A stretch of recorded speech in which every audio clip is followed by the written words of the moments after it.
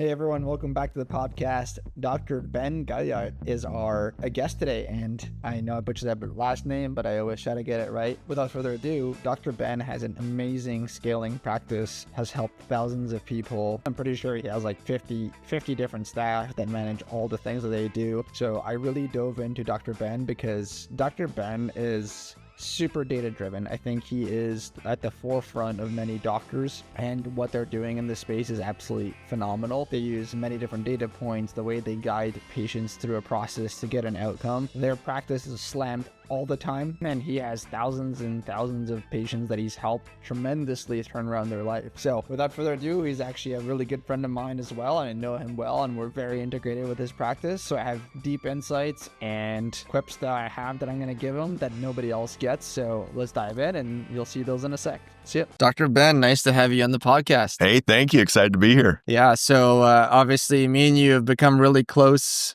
and I've admired your practice, its growth. I think you guys are, how big are you guys now? Like 30 or 50 people on the team? Yeah, we've expanded to, we're probably 95% virtual now, seeing people all over the U.S., all over the world. Yeah. And we're sitting here in California, and I'm in Colorado normally, but we're probably 35% of our patients are from California and Texas and all over. So it's pretty fun.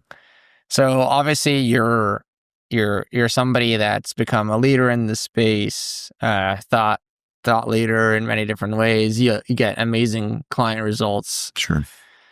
I'd love to dive into what about, F8 and your branding and the way you do protocols or care plans has resonated so well. Like, what has been kind of some of the key things that you've been able to put into the market where people really just get that result, get it done, and make that difference? Yeah. A big part of it is that social media piece and you just saying the same thing again and again, and just having that consistent message.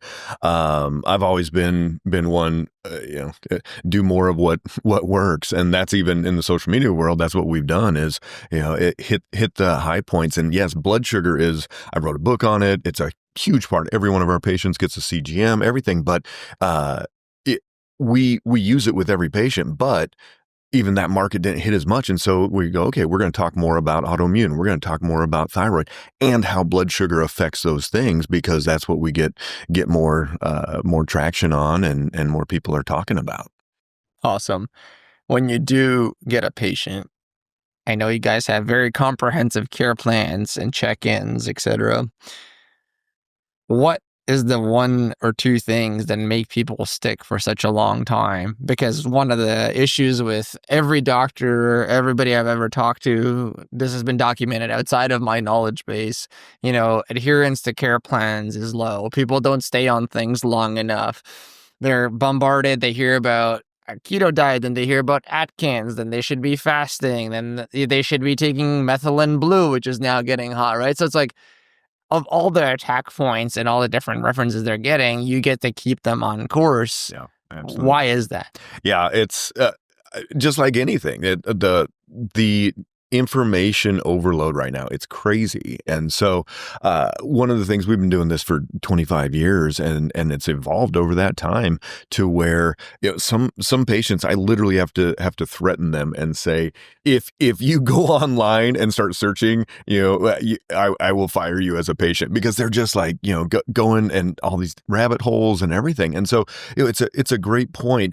But what we've evolved to is, instead of, hey, we'll see you in a month, here's your supplements for the next 3 months, and do this protocol and watch these videos and do that, we actually see our patients on a weekly basis. We've got nutritionists that are seeing them weekly. The doctors are doing check-ins about every month, and there's really not much room for people to go off rails. If somebody misses an appointment, our team is calling them and getting them back on schedule. So there's really no of course, sometimes people can fall off track, but it's usually legit reasons. There was a death, or they get pregnant, or something big happens in their life. But for the vast majority of people, they're finishing care, and about the only time there's a fall off is at like month 5.5. They might miss their last couple visits because they're feeling so good, and they're like, I got this, and they're just like, well, okay, we're just gonna keep doing the same thing and cruising along. Yeah. Do you believe that that's necessary, that aggressive approach and I don't mean aggressive in a negative way, I'm saying aggressively making sure that the client is sticking to what they need to be doing? If I didn't have to pay my nutritionist for weekly appointments and do that, I guarantee you we wouldn't be doing it. And again, I'm all about trial and error, and do more what works. And so this model works, and we get referrals. Probably 25-30% of our patients that start care are referrals, and so that's because people finish it, and they my goal is to make every one of my patients evangelize for us, to go out and be like, hey, functional medicine, and this is why I feel so good, and be able to explain it. And the more times we touch base with people, the more times they hear it, the more times we can explain what that CGM is doing, explain how to do the cleanse, whatever else it is, they're going to be able to communicate that more effectively with their cousin or their coworker or whoever it is. So it's really about not just making sure they get through, but also just that continuous education, keep them in the family. When they're done with care, they're ready to keep buying supplements through our website, keep buying CGMs through their app, and it's just that they're part of the family at that point. Yeah, I think that's a important point to touch on, right? I think today, and we were just talking about how confused, how much information overload there is. When somebody gets to the point where they trust you, you've been there with them the whole way, you've been able to navigate and get them results, the trust factor is so high, they're like, why would I go anywhere else? I'd love to touch on what happens after they've done the body of work. How are you guys keeping them on track for longer periods of time? Let's say post 6 months or post a year, because it's notoriously, it's like the Superman effect, right? Hey, I'm good now, so I can just do whatever I want. Go off track. Yeah. And this has been one of our biggest challenges. One, our model is to get more new patients in that are unhealthy, change their lives, and get them out into the real world again. Yeah. What we've found over time, though, is that not everybody stays on track, and not everybody wants to go away. And so almost every patient's like, well, what happens at the end? I'm not going to just be out on my own. So we've evolved to do, we call them life care plans, where we'll do blood work every 6 months. They get a 10% discount on sensors, on supplements. They get quarterly visits with our nutritionist, and can text over, email over, ask questions, and keep them in the family. So one, we don't really make money on that blood work and on those visits, so it's not a huge money maker that way. But it keeps them in the family, and they continue to think about F8, and they continue to refer, and then and that's a huge part of why our post supplement business is really robust, is because they just did that blood work. Here's the four products you need. Oh, you need to be doing a CGM at least once a quarter. And some people are like, hey, I want to get on the auto ship and start doing it every month. I'm going to be doing 2 sensors. So it keeps people in the family. And just as a servant leader, I'm like, okay, we've got to keep giving. It'd be easy to just pull back and like, hey, we're going to make more off of a 6-month plan, but that's not our goal. It's to keep these people healthy and change that face of healthcare. Yeah. It's interesting. I want to just peel it back a little bit. I think we went into a lot of the care plans, what's good, how to keep people engaged, sure, patient protocols, plans, etc. What made you go into functional medicine I wanted to learn a little bit more about you. What made you go into functional medicine versus some other paths that you could have taken? Yeah, definitely. So when I was a junior in high school, I was playing a football game and my mom collapsed during the game, couldn't get out the car. This is back in the early 90s. They didn't just call 911 for everything. So, and we were in Nebraska, and so they helped her up, got her to the car. And like, okay, well, that was kind of weird. And over the next few months, started going to some doctors, neurologists, MRI. She ended up with MS. And she was a school teacher, got teacher of the year, did just amazing. Would leave at 5:30 in the morning, get home at 5:30 at night, grade papers 2 more hours every night, just gave it her all, basically until her body was like, I'm done. I can't do this anymore. So my senior year, she had to go on disability. She was, I was home. My brother had already graduated. So it was just me and her. I was with her a lot of the time, but just really seeing that deterioration. And, I remember, staying up at night, praying, begging God to help heal her, everything. It was pretty intense to see her go down that path. They put her on all the drugs. Another year later, my dad, he retired. They moved down to the middle of nowhere in Missouri. And there was this little town, like 10,000 people. There was a doctor there in the 90s practicing functional medicine, even before it was a thing, before it was a named thing. But he started helping her, going through her adrenals and blood sugar and brain and gut and all these different things, to the point where, and she had already been on all the MS drugs. She had a cane, she had a wheelchair. I'd fly in. That's when you used to be able to go pick people up at the gate, and my dad would have to wheel her down to the gate to get me. And so they basically were in this downward spiral. I'm like, man, that's probably going to be the end of her. She was on all the drugs, couldn't remember much of anything, to the point where that doctor started working with her, started reversing a lot of these underlying root cause issues, to the point where she got off all the drugs, she gave away her wheelchair, she gave away her cane, and that was 25 years ago that she got diagnosed, and now she's 81 years old. She does Granny Boot Camp, takes my kids fishing. I could show you a picture of her a couple months ago. She was out fishing in the middle of the river in Wyoming. I'll post that one up. Yeah, catching trout, and she doesn't have MS anymore. Like, legit. Her neurologist, the last MRI, probably 18 years ago, said, well, that's interesting. You're off all the drugs and there's no more plaquing. We can't say the drugs were the success, but you're healed. So I guess it's a miracle. And from that point on, it was like, well, that's interesting. And so I was going down the chiropractic route, and I knew that we were going to be looking at full body healing of some kind.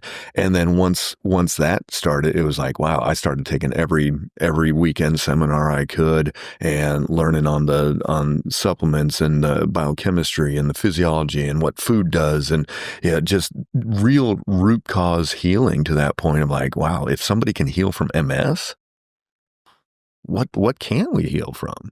And so it's just that's my passion. I love working on everybody, but people are always like, what's your niche? I go, well, it's anybody. We see just me teens and 20-something-year-olds as we do 50 and 60-year-olds. And yet autoimmune, I just love it. That's my passion.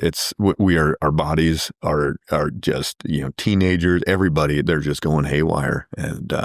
And so, again, getting to all these basic foundational pieces is just, it's crucial for me, and I couldn't imagine practicing any other way. Super, super great story. I never knew that about you, so I'm learning on the go as well. Yeah. I'm curious, you were already going to chiropractic as this was happening. Was that a conscious decision because your mom was sick, so you got into medicine? Yeah. And then why did you choose chiropractic versus another type of certification? Sure. Or philosophy, etc.? It was more of that, the philosophy, and I knew I didn't want to just write a script out and say, see you in 6 months, and hope that it would actually do something. Again, as I was going and preparing for this, I had a congressional nomination to go to the Air Force Academy and play football there. but I would have had to give 4 or 5 years afterwards. I'm like, well, I know I'm going to go to chiropractic school. I know I've got this path, and I turned that down to go another route. And so, it was there, and that thought, and I didn't know what it was going to look like because there wasn't functional medicine, but I knew that, from the doctors I'd interned with and looked at, they were doing metagenics detox cleanses back in the 90s, and I didn't know what it was, but we'd see patients come in and they're like, I used to have acne and now I don't, or I got pregnant now and I couldn't before I started seeing the doctor. And so I knew there was something to that, and that that the body, we were designed very, very well. I always use this analogy. I've got 4 boys, and we're getting ready in a couple weeks to go up to Wyoming elk hunting. Everybody's got a tag, and it's going to be a huge fun time. And yet, when we get that elk down, when we open it up, we're not gonna see a fatty liver. We're not going to see, lungs that are damaged. We're not going to see, the cataract surgery in the eyes that had to be replaced. We're not going to see a goiter on the thyroid, all these things. Those majestic animals are out there running around, but they're eating grass, running around in the sunshine, doing what they were designed to do. But then you think about dogs, and you're like, well, dogs, they live with us, and now they got thyroid issues. They're having hip replacements. They're having diabetes. I had a patient one time. She would literally run around the snow in Colorado in the morning and try to catch the dog the first morning pee because she wanted to see what the glucose was on this dog, and she wouldn't take care of herself.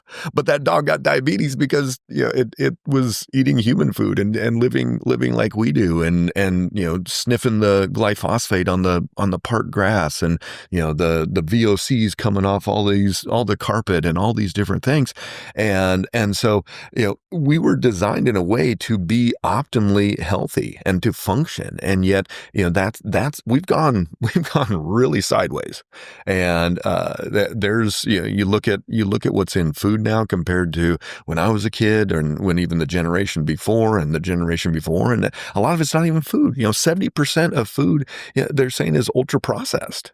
That of the ingredients are ultra processed in food now, and it's just it's such a mess. This philosophy, and then that's getting back to the chiropractic side. I definitely could have gone MD, DO, whatever, but on the chiropractic side, the philosophy is, healing from the inside out. It's not this outside thing. It's not once we get enough supplements, once we get enough medication, we're going to do this surgery, whatever it is. It's from that inside out. And if you do, I always say, if you do enough good stuff and less of the bad stuff, that's how we get to see the miracles. And so even for most of the doctors that we hire, most of them are actually of that philosophy, because even going down the path of allopathic, we have to retrain a lot, whether that's a nurse or MD or whatever, because they've been taught, oh my gosh, you've got high cholesterol. Let's give you a natural cholesterol lowering supplement. Right. So instead of, let's dig 2 or 3 steps deeper and find that root cause. Yeah. It is interesting because I think a lot of people listening to you will say, well, that makes a lot of sense. Then there's going to be a pocket of people that are going to say, this makes no sense. Why would anybody do functional medicine? And I say that because I'm trying to make a point, which is there's some visceral reaction. It's not everybody, to people who say I do functional medicine or anything outside of medical doctor. What's your take on why that is, and why is it so visceral? Yeah, it's pretty heavy. My wife's from Rhode Island, and Boston is like the mecca of medicine. There's like 20 hospitals, and you're like, well, I went to the hospital in Boston, and you're like, okay, that doesn't impress me, but it impresses a lot of other people, and it's they've kind of elevated that status of, oh my gosh, doctor knows. the good part now is that with social media and all of the internet and everything is people are getting educated and there, especially since COVID, there's this mass movement of, something is not right with health. When you look at who went to the hospital, who got the sickest, who died, it was people that were already sick. It was people that already had high blood pressure, that were overweight, that had diabetes, that their blood sugar was all over the place. And I think it really resonated with a lot of people that like, hey, I can't rely on the hospital. They knew people that went to the hospital and died, and they couldn't just rely on going to the hospital. Like, man, they're going to fix me. And now, there's a lot of people that have autoimmune, that have all these different conditions, and they're not getting the answers. They're not getting the results. I'll get on social media on a live or whatever and say, hey, tell me what your doctor said when you got a positive ANA. Antinuclear antibodies, and it usually means lupus or some type of autoimmune. It's not definitive, but a lot of their doctors are like, you know what? It's not bad enough. Come back next year. It's a false positive. It's not high enough. Even healthy people get that. But then the only time doctors test ANA if they think there's something wrong with you. So then they're testing this and then seeing it positive and they're just blowing it off. And so people are getting frustrated. They can go educate themselves. And so, there is a pocket of people that are like, you know what, I'm ready to do this. But those that are still, oh no, my doctor knows best. It is an uphill battle. And unfortunately, a lot of those people have to get sick enough before they'll look to something else. They make a call. Yeah. Of the people that make that transition, is it usually people that are, like you said, extremely sick? So, I'm not going to say extremely. Most patients come in because they do feel bad enough that it hit that point. There are some that are just like, I know there's something wrong. I want to catch this before, my mom had Alzheimer's and I can see, some things going on, or, there are some of those. Those are usually referrals that they already know that this works. And they saw results from a friend or a family member or whatever. But most people, unfortunately, it is that point where if they're going to commit to truly going all in and, taking gluten out, wearing a CGM and listening to it beep in the middle of the night and waking them up, doing all of the things that we ask them to do, most of the time it has to be like, man, I feel bad enough. Like the 22-year-old in Tampa that had gastroparesis, she was thrown up at least 4 times a day. She had a bucket that she would carry around the house with her. She had gone through her entire firefighter training, couldn't take the final test and couldn't go get a job because she felt so bad. And then even if she did pass the test, she couldn't be throwing up in her firefighter mask. And within 6 weeks, she did not throw up again one time. But if she was just like, oh, I'm a little nauseous, probably not, because she'd still be going eating Chick-fil-A and doing whatever else, she DoorDashing and whatever. And so, yes, unfortunately for a lot of people, it does get to that point where they have to feel bad enough to take some action. And they've usually tried other places and I've been everywhere. I've tried everything. Yep. I'm like, well, you haven't tried everything. Yeah, exactly. There's some more options left on the table. I'd love to dive into, you've been doing this for a long time now. You've helped lots of people. Yeah.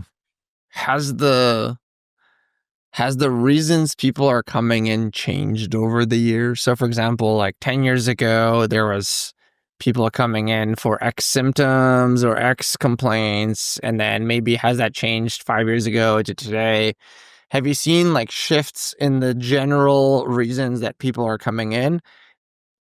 Caveat that with, have you seen, diagnoses change over the time that you've been practicing? Yeah, you can always tell how long somebody's been in functional medicine as a patient. Yeah. Because they'll say, oh yeah, I was diagnosed with Lyme disease, and that might have been like the 02 to 07 that was really hot. And then, it was parasites for this one phase. And then, I went to this mold doctor, and then I went to, went this other route. And even in the traditional model, chronic fatigue syndrome used to be this thing. For all you young people out there, you may not even remember that one, but it was chronic fatigue syndrome, and then it was fibromyalgia, and then and it just evolved on different diagnoses through there. So yes, the diagnoses have changed, and the patients have changed. I always say what grandma used to get at 62, mom's getting at 39, and the granddaughter's getting at 16 or 18 or 20. And if I see a early 20-something-year-old in my books, 9 times out of 10, it's a really bad digestion issue. Interesting. I see, we'll have waves where there's 3, 4, 5, 6 teenage girls, 14 to 16 years old, with Hashimoto's, with high ANA, with menstrual disorders. We're seeing, the stats show sperm count and testosterone's 50% of what it was 50 years ago. Miscarriages are up, and infertility is up double from that as well in women. And so we're seeing a lot more on the infertility side. I'm seeing most of my 50-something-year-old guys have higher testosterone than the 20 and 30-year-old guys that we see. Scary.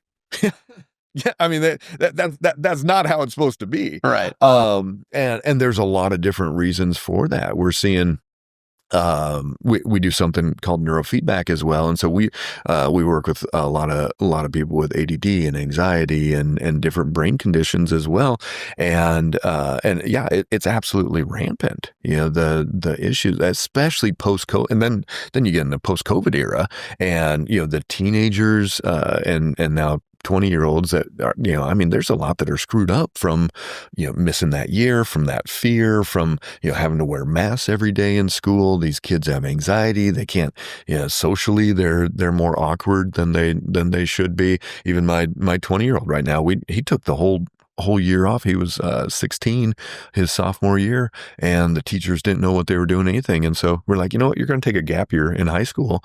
And he took that year off, started a business, and he's got a whole woodworking business and stuff now. But it changed the course of his life, and he's more comfortable being in that shop working with wood than being with people because of the outside things. So we're seeing different aspects there.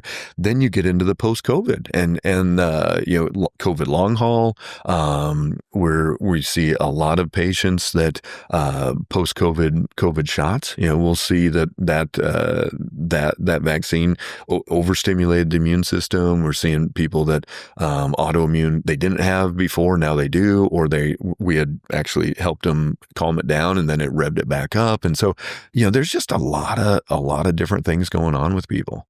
It is interesting.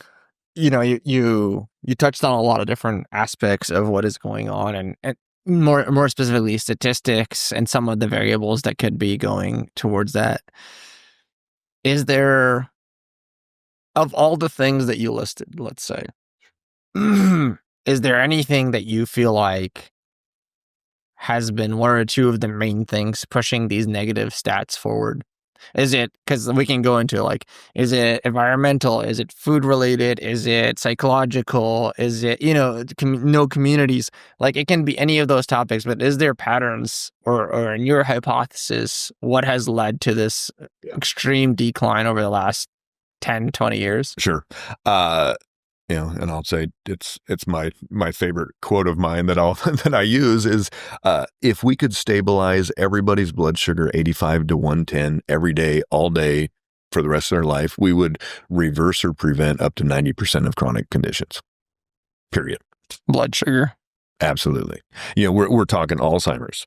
We're talking cancer, metabolic disease, Alzheimer's, type 3 diabetes, every autoimmune condition. When you get a glucose spike, insulin surge comes out, stimulates cytokine activity, you destroy more tissue.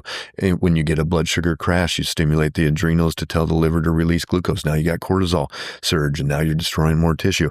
You're looking at PCOS and infertility, erectile dysfunction, cardiovascular disease.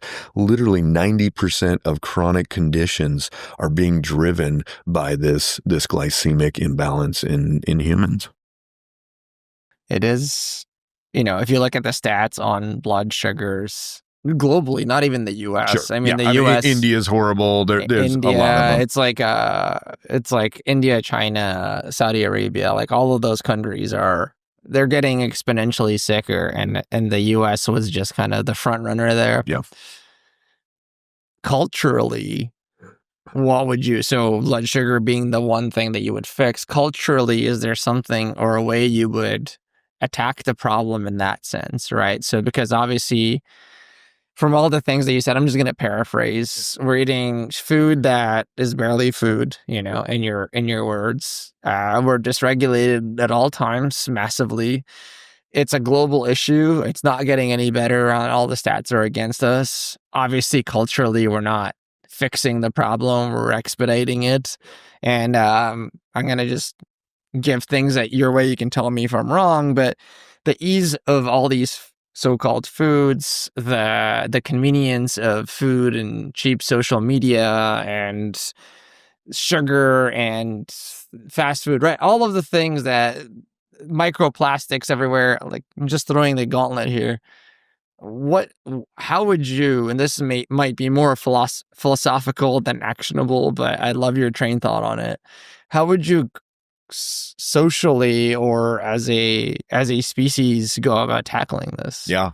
Well, I'm more libertarian on the mindset of what government should be doing. So I mean, it's really this challenge of like, do we legislate? Okay, there's certain things where let's tax cigarettes more. Obviously we know the less people smoke, and I'm just looking at not even, people dying, but I'm like looking at the fiscal part of that for our government, and for what we're putting into taxes, all that. We're going to spend less money when people smoke less. That's pretty obvious there. But, it's so rampant when you look at the food where you're like, okay, where do we even start if we were going to legislate something, because who's really got, pulling the strings? Because if you look at studies, it's something like 82% of independently funded studies say that sugar-laden foods are bad. 92% of industry-funded studies say that sugar-laden foods are good. And when you look at what social media, let's just say TikTok and Facebook and Instagram, on the health side, they say you can talk about things the CDC says is okay and that the World Health Organization says is okay. And who funds the World Health Organization?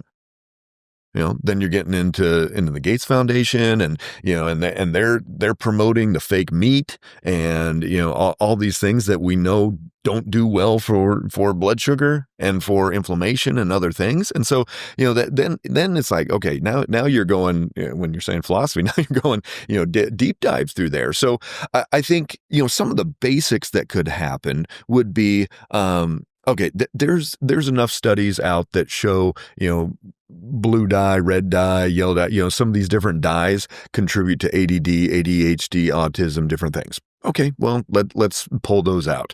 But here's the thing. If we have an all-natural Coca-Cola exact same formula from 100 years ago, it's going to do the same thing to your glucose.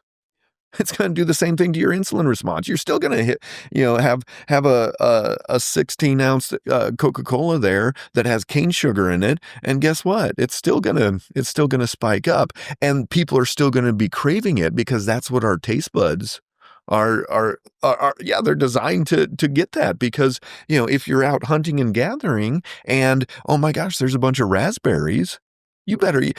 It was funny. We were my son and I were hunting deer this year, and I got one in my sights, but didn't get one. It was archery. And on the way back, we'd been out. It was about 5.5 miles, probably first thing in the morning. And we were coming back to head to town. And there was a wild plum plum bush, like a big one along the trail. I bet I ate like 20 plums. It was like, they were so good. They were like just perfectly ripe. But, my blood sugar was probably starting to go down a little bit. I was getting hungry. We didn't really have a full breakfast. And my body was like, eat more of those and get that going. So that's going to be the biggest problem is, until somebody gets sick, unfortunately, why would they want to go, it's hard. Yeah. And I love the thought of do hard things. Yeah. Because, I like to go backpacking. I like to go out and, sleep on the ground. And it's like, it's good to get a little bit uncomfortable, but not everybody wants to get uncomfortable. And not everybody is like, well, why would I give up something that I like?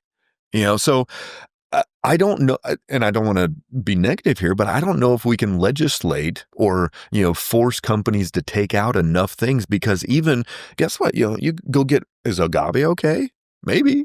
You probably can't find many bad studies on it, but we're probably still going to get a blood sugar spike. What if we put honey in everything? For me, honey is about the worst thing that I can do for my blood sugar. Yeah. And I can get some of the best, thickest, darkest honey imaginable. And, and that's going to be all natural and everything else. So, it comes down to, we've got to be educating. We've got to be, putting these thoughts into people's minds. And that's, again, I'm not just pitching CGMs here, but this, even my thought during COVID was don't send people masks. Don't send, they'd send like every household 3 masks and like 2 tests or something and spent, millions, if not billions of dollars. I'm like, send everybody CGMs. Then we'd really have a shortage, but send everybody CGMs. Yeah. And start, once you come out of that cave, it's almost impossible to go back in. And that's that education piece that you're just like, okay, well, what does eating this do to my body? What does drinking that do to my body? And that's what we've seen with our patients for years. Even when they were finger pricking 6 to 8 times a day, every single patient, they'd be like, oh, I did it at 45 minutes and I jumped 40 points. Okay, that's not a great food. And they can't go back. Once you see it, you can't go back. I know what cassava chips do to my blood sugar. Sometimes I'll eat them just because I want to, but I know what's going to happen. Yeah. But once you do a whole lot less of that. Yeah. I think the main takeaway I'm going to kind of extrapolate from this conversation or this segment of the conversation is you've trained yourself to go after hard things because you inherently now know, and I'm sure that your lived experiences from football to your mom getting sick, all that has taught you that consistency and comfort are actually a good thing, right? Human nature, however, is aligned with not doing hard things. Yeah. So if let's be very honest, if me and you just lounged for a week and got comfortable and watched TV, we would start to like that lifestyle because it's easy. There's nothing to do. Sure. There's no dangers. There's no saber tooth. If we're gonna reference caveman days, no saber tooths are gonna. My mind doesn't have to think for itself. Yeah. So unfortunately or fortunately, whatever way you want to look at it, that is the mechanisms that our bodies go off of, right? Last question. How would you advise somebody, whether they're working with you, another practitioner, trying to improve themselves or not, but maybe wanting to take the first step in terms of, I want to be more like Dr. Ben and do hard things. I know that that's going to make me stronger. It's going to test my will. It's going to maybe take me away from just being on autopilot every day in and day out and make better decisions for myself. You've obviously cultivated an expertise in doing so. What's your one piece of, and it could be a couple pieces of advice. Where would I start if I'm in that spot and I don't really know where to start? Yeah. I think morning routine is huge. So many people are in this pattern of just, oh, well, I finally get out of bed after the 4th alarm goes off and then, stumble in, get my coffee. And, I always say either you create your day or your day's going to create you. And so that's one of the first places to start. You get up. Some people, you got to go and take that cold shower first thing in the morning. Whatever it takes, you got to get up. For me, that's we've got a little gym at the house, and so I'll get on the treadmill, start journaling, writing, reading, praying, everything. Get ready for that day. Work out. Then go start making breakfast for the boys, for my wife, for myself, make lunch, get everything going in there. But that getting into that habit, there's a book by I think he was a general, and it was basically make your bed, and that was the whole book was about just because if you can get up and you can make your bed, you got one thing done, and you good. Okay, now we can go to the next thing and go to the next thing, and it's true. If you can take that first step and make that move, then other things throughout the day. Yeah, it's going to be okay. Well, I've already created this space and the headspace and where I want to be on that, and then that awareness of what you're doing. So many people are sleepwalking through what they're putting in their mouth, sleepwalking through what they're consuming on their phone, on their TV, on their computer, whatever. And it's just we just allow almost anything into our bodies. And again, this is another part of Do Hard Things, because our brains, they like doing that. They like that ding. Oh my gosh, I got to check and look what somebody else posted, and they'll scroll, and that's my wife always gives me a hard time because I don't really do much social media, and yet that's a big part of our business model is to get in front of people and get our message out. And people are sitting there at 3 a.m. when they can't sleep, and they come across my video and they're like, oh, that makes sense. And so I encourage people to do less social media, even though that's where they find us. Because again, like you were saying, you sit there for a week and don't do much of anything, and people just bring you special treats and whatever. A lot of people are going to just go more down that road. And so there was a great study I saw where they actually looked at the part of your brain that was there and was the part that gets motivated and to give you your drive and everything. And if you basically deprive yourself, and if you do hard things, that part of the brain actually develops more and it gets stronger. And so if you do more of the good stuff again and less of the bad stuff, your brain actually likes to do that. And so for me, I've done this for so many years that, like, this morning I was on the plane and got here and I didn't have time to go and work out and prepare. I feel different than and so I went for a run before talking to you. I'm like, I gotta get some movement. I gotta do something, just because my brain has been trained that, hey, you gotta create it and make that change. So that's the biggest one. And then just the data gathering, from paying attention to everything, knowing where your blood sugar is. At this point, I know what I need to do. I've looked at it, for so many times, but if I do what I need to do, I know if I look at that blood sugar, I'm not even going to be able to tell where I ate a meal. That's my goal. And if I do that, I know my energy is going to be good. I know my brain and my concentration is going to be good. And if I can at least control that, okay, great. Well, I might have to be out late with the kids, coaching an event, or, somebody might be sick and have to go to the hospital and see them, or whatever's going on in my life. I can at least control that part of it and know that, if my blood sugar's steady, if I'm eating consistently, I'm going to be thinking good. I'm going to be sleeping good. I'm going to be functioning at a whole lot better level, even in spite of external things. Amazing. Really good advice. And just to give you one example from my life, the first business I was ever building, I had 2 roommates and they were building their own business. We kind of had like a mini incubator we made ourselves. And every day I would wake up and make my bed and they wouldn't. And they'd be like, what are you doing? Like, why are you making your bed? Like, who cares? Yeah. And I read this study from that general, and I think it was like, people who make their bed in the morning are 5% more efficient during the day. So every day I'd be like, I'm 5% going to be more efficient than you. And so they started making their bed. They actually did it. Yeah. So, but just to wrap things up, you shared tons of knowledge with us. You're obviously a force for good. So thank you for what you do. Yeah, absolutely. We're honored to be partners with you. Where can people go to explore more about you, more about F8, and potentially to work with you? Absolutely. So our website's f8wellcenters.com. And then we're on TikTok, Instagram, YouTube, Facebook, everything. Dr. Ben F8 is our handle on most of those. Awesome. Thank you so much, Dr. Ben. Yeah, you betcha.